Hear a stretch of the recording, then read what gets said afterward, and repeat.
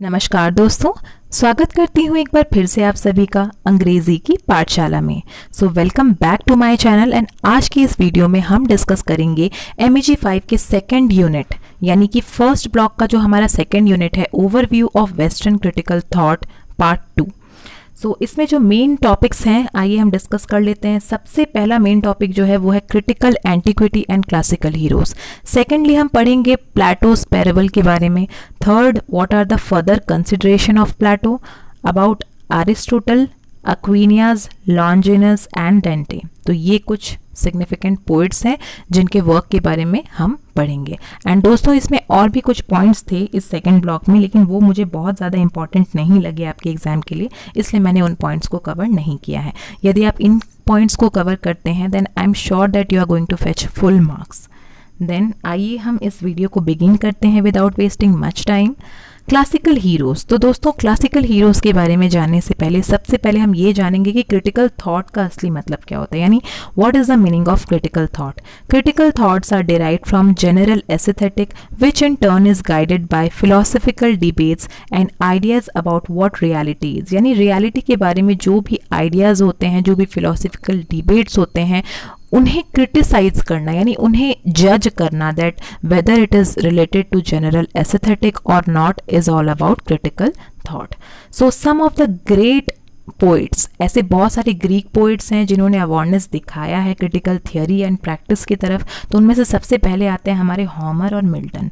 Homer and Milton begin their epic with an invocation to the muse. They are mainly written with the help of their divine inspiration. So दोस्तों इन्होंने means they are very significant writers and they have written their piece of work. It means that उन्होंने अपने literary text को create किया है by taking the inspiration from some of the divine work which has been written by some authors. Then Homer and Plato are considered to be the first conscious theoreticians of literature. Homer and Plato जो हैं उन्हें सबसे first conscious theoreticians के नाम से ये प्रसिद्ध हैं, क्योंकि दोस्तों इनका योगदान लिटरेचर में काफ़ी ज़्यादा रहा है एंड इन्होंने बहुत सारे significant piece of work हमें दिए हैं एंड बहुत सारे ऐसे भी मीन्स तथ्य इन्होंने दिए हैं जो कि काफ़ी ज़्यादा इंपॉर्टेंट है, like Plato's Republic, Aristotle's Poetics and means Longinus On the Sublime. तो ऐसे बहुत से इंपॉर्टेंट वर्क्स हैं जिन्हें पढ़ने के बाद आपको ये रियलाइज होगा that they are the first conscious theoreticians of literature. Then Greek poets and dramatist such as Hesiod. तो यहाँ पर हेजोइड जो है उन्होंने क्रिटिकल रिमार्क किया है पोइट्री के ऊपर। So according to Hesiod, poetry is charming, poetry is beautiful, it is giving an emotional appeal to the readers, it is instructive and it comes natural to a genius. अगर कोई एक बहुत ही ज़्यादा intellectual इंसान है then it comes natural to a genius and it is the art which has to be learned. ये एक ऐसी कला है जिसे सीखी जाती है। There is a process to learn this art, to master over this art. Now what truth, reality or enjoyment do the literary text provide is the basic question of Western critical thought. अब दोस्तों western critical thought का जो basic question है वो यहाँ ये खड़ा होता है कि आखिर हमें लिटरेरी टेक्स्ट पढ़ने के बाद में कौन सी सच्चाई का, कौन से ऐसे एक्सटर्नल रियलिटीज़ का एंड कौन से ऐसे प्लेजर्स या एन्जॉयमेंट का पता चलता है। वो जो है वो हमारा बेसिक क्वेश्चन है वेस्टर्न क्रिटिकल थॉट का। तो आइए डिस्कवर करते हैं that what we actually get from our literature. Then सबसे पहला सिग्निफिकेंट वर्क जो है वो हम डिस्कस करेंगे प्लेटोस के पैरेबल के बारे में एंड हिज फर्दर कंसिडरेशन। सो प्लेटो, तो दोस्तों आपको मैं प्लेटो के बारे में कुछ थोड़ा सा उनका मीन्स बैकग्राउंड बताना चाहूँगी that he was the world's best philosopher in ancient Greek. Ancient Greek में देखा जाए तो ये सबसे बेस्ट फिलोसोफर के नाम से प्रसिद्ध हैं and he was born on 427 BC। इनका जो जन्म है दोस्तों वो 427 BC में हुआ and he died in 347 BC in Athens, Greek only. And he was the student of very famous person and his name is Socrates. Socrates जो थे वो प्लेटो के टीचर थे and again Aristotle who is also a very great philosopher, जो कि एक बहुत ही means जाने माने फिलोसोफर हैं, वो इनके स्टूडेंट हैं। तो आइए इनके कुछ फेमस वर्क्स के बारे में हम डिस्कस करते हैं। He has written many significant work, like for example सबसे पहला वर्क जो है वो है इनका रिपब्लिक, देन सेकेंड है अपॉलोजी, देन थर्ड है सिम्पोजियम, फेड्रस, आयन, बहुत सारे सिग्निफिकेंट वर्क्स इन्होंने हमें दिए हैं. एंड मीन्स प्लेटो को ये लगता है दोस्तों that art is a mere imitation. Means जो भी हम जितनी सारी चीज़ों को हम देखते हैं इस यूनिवर्स में वो सब एक इमिटेशन है, यानी कि वो केवल एक नकल मात्र है. हाउ सी प्लेटो स्टेट्स, अब इनका एक अलग टेक्स्ट में आप लोगों से बताती हूँ, that Plato states that ideal state is divided into 3 classes, the artist, the military and the philosopher. Philosopher सबसे पहले आते हैं, देन हमारी मिलिट्री, देन हमारे आर्टिस्ट. तो दोस्तों ये जो 3 लेबल इन्होंने दिया है ये इन्होंने आइडल स्टेट को दिया है. किस आइडल स्टेट को दिया है? He refers to the ideal state of mind, the mind which creates any piece of written work, any significant piece of written work is known as the mind of the poet, the mind of the writer. Has 3 states according to Plato. First one is the philosopher. Philosophers are in charge of ruling the state. इनका जो काम होता है वो state को rule करना होता है. Military with defending it and sustaining it physically. ये जो काम है उस चीज़ को सस्टेन करने का जो काम है उस चीज़ का दायित्व है आर्टिशंस के ऊपर. इन्होंने मेटाफोरिकली एक बहुत ही अच्छा नाम दिया है इन्हें, इन तीनों ही स्टेजेस को, जिसका मतलब है ट्रीपैरेट सोल यानी कि tri soul. Now Plato believe that poetry had power and that power made people want to imitate what they saw in art. यानी कि पोइट्री में पावर है एंड ये जो पावर है ये लोगों को नकल करने के लिए फोर्स करती है. And you know friends, art is inferior according to Plato, and for Plato art was just an imitation of worldly things and art deals with imitation of imitation. उनका ये मानना है कि आर्ट जो है वो इमिटेशन के ऊपर भी इमिटेशन है. उन्होंने बहुत अच्छा एग्जाम्पल यहाँ हमें दिया है. According to Plato, a carpenter imagines an idea of making a chair to sit. सबसे पहले एक कारपेंटर ने इमेजिन किया कि वो एक चेयर बनाएगा दोस्तों. एंड जैसे ही उन्होंने चेयर बनाने का इमेजिन किया तो फिर उन्होंने means what he has done, he has created the idea first in his mind. It is the idea which he converted into realism by copying it from his brain, from his mind. सबसे पहले उन्होंने अपने mind में इस बात को सोचा कि वो एक चेयर क्रिएट करेंगे एंड फिर उन्होंने एक्चुअल में इस चेयर को क्रिएट किया. फिर इस चेयर को जब एक मीन्स पेंटर ने देखा तो उन्होंने सेम चेयर को अपने एक मीन्स पेंटिंग में उतार दिया. देन ये जो आर्ट है यहाँ पर ये सबसे पहले इमिटेट होकर के आया आपके मीन्स कारपेंटर के माइंड से, and then it has been imitated twice again on a sheet of paper created by the painter. तो इसी वजह से as hence the artist imitated the idea, or we can say that imitation of the carpenter. Therefore Plato called art as imitation of imitation, and he has called this whole universe as only imitation. And the nature of the universe is a mere imitation, जैसा कि यहाँ इन्होंने लिखा है, इन्होंने कहा है. And he was an idealist. And on his Ion Plato describe the dialogue pertaining to the literary theory to Socrates on his ion.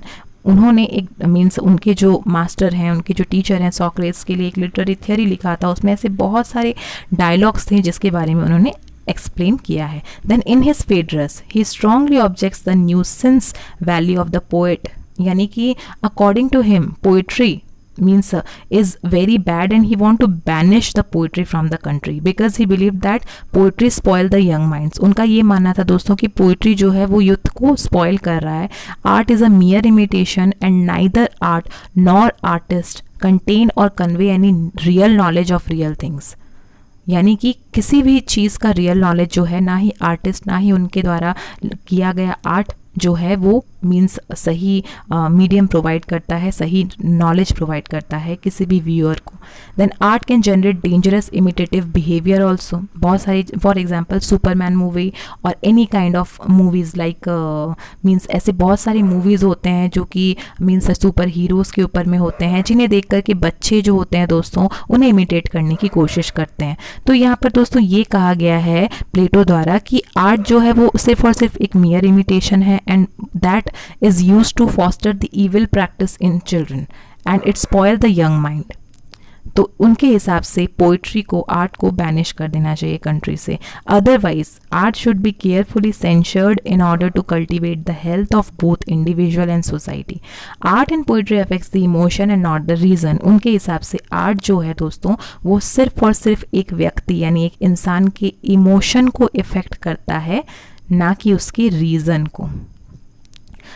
Emotion versus reason को वो इफेक्ट नहीं करता. It does not have anything related to the practical world but it only affects the emotion.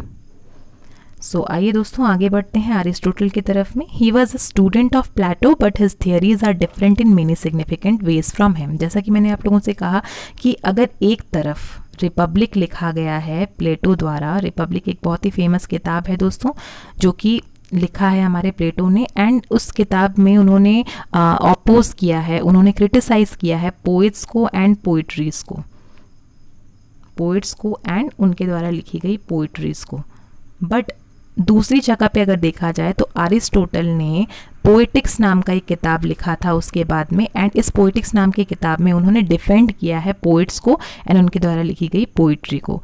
सो दोस्तों Aristotle, like Plato, sees art as an imitation, but unlike him, it is imitating essence rather than an accident. Rules को follow नहीं करता है जो art है, बल्कि वो इसके एसेंस को फॉलो करता है.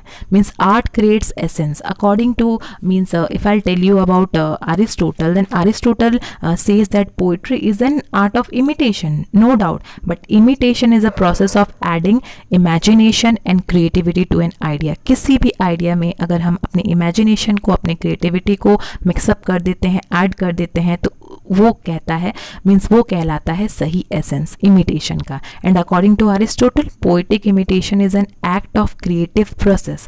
उन्होंने इसे क्रिएटिव नज़रिए से देखा है. Aristotle describe tragedy in terms of 4 curves. इन्होंने बहुत सारे आर्ट फॉर्म्स लिखे हैं दोस्तों, and he has described it in 4 curves. First one is material, then formal, then efficient and the final cause. Aristotle was also a great admirer of Oedipus. Oedipus जो है, Oedipus नाम का means वहाँ पर theatre हुआ करता था, and Oedipus plays and dramas were very famous in ancient Greek time, and just by taking inspiration from those plays and drama, Aristotle has written many significant works. आइए दोस्तों आगे बढ़ते हैं लॉन्जिनस, डेंटे एंड एक्विनास की तरफ. So Thomas Aquinas was an extremely talented critic and he turned his interpretive talent to scripture. ये जो हमारे थॉमस एक्विनिया हैं, he was a very extremely talented critic. अपने ज़माने के काफ़ी जाने माने आलोचनाकार ये हुआ करते थे, आलोचनकर्ता. And he turned his interpretive talent. इन्होंने अपने टैलेंट को टर्न किया है स्क्रिप्चर्स में, significant piece of literary work में जो कि इनके द्वारा लिखा गया है.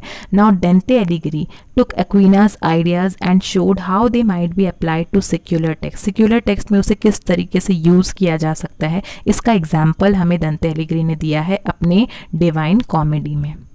देन थर्ड जो है दोस्तों, थर्ड है Longinus seem to write largely to refute Plato's disdain of poetry. Plato ने जिस तरीके से पोइट्री को एंड मीन्स पोइट्स को अपोज किया था, उसके अपोज में यानी कि उसके अपोजिशन में उस चीज़ को डिफेंड करने के लिए इन्होंने हमेशा मीन्स प्लेटो के थ्योरी को क्रिटिसाइज किया है. And his works on the Sublime deals first with the idea of transcendence. वो सबसे पहले एक ट्रांसेंडेंस के आइडिया के ऊपर में काम करते हैं.